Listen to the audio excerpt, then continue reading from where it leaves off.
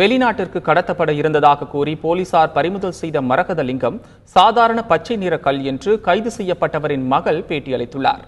சேலத்திலிருந்து 25 கோடி மதிப்புள்ள மரகத லிங்கம் சிலையை வெளிநாட்டிற்கு கடத்த முயன்றதாக கூறி 5 பேரை சிலை கடத்தல் தடுப்பு பிரிவு போலீசார் கைது செய்தனர்.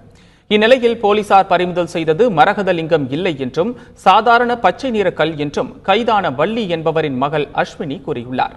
பச்சை நிற சிவலிங்க கல் தமது தாத்தா காலத்தில் இருந்து வீட்டில் வைத்திருந்ததாக அஸ்வினி தெரிவித்துள்ளார். சாதாரண கல்லை மரகத லிங்கம் என கூறி தன் தாய் மீது போலீசார் பொய் வழக்கு பதிவு செய்துள்ளதாக கைதான வள்ளியின் மகள் அஸ்வினி கூறியுள்ளார். இதற்கிடையே கைது செய்யப்பட்ட 5 பேரும் சிறையில் அடைக்கப்பட்டனர். எங்ககிட்ட தான் அந்த பூர்வீகமாக சிலை இருந்தது லிங்கம். அது எந்த ஒரு அவங்க சொல்கிற மாதிரி 25 கோடி மதிப்பில்லான சிலை அது இல்லை. சாதாரண ஒரு பச்சை கல் தான் அது. அது எதுக்கு எப்படி பண்ணுறாங்கன்னு தெரியல. மரகத லிங்கம் அது இல்லை, சாதாரண ஒரு பச்சை கல். இது 2013 நாங்கள் லேப் டெஸ்ட்டு கொடுத்ததில் அது சாதாரண ஒரு பச்சை கல்லுன்னு சொல்லிட்டு அதுக்கு ஒரு இது கொடுத்துருந்தாங்க.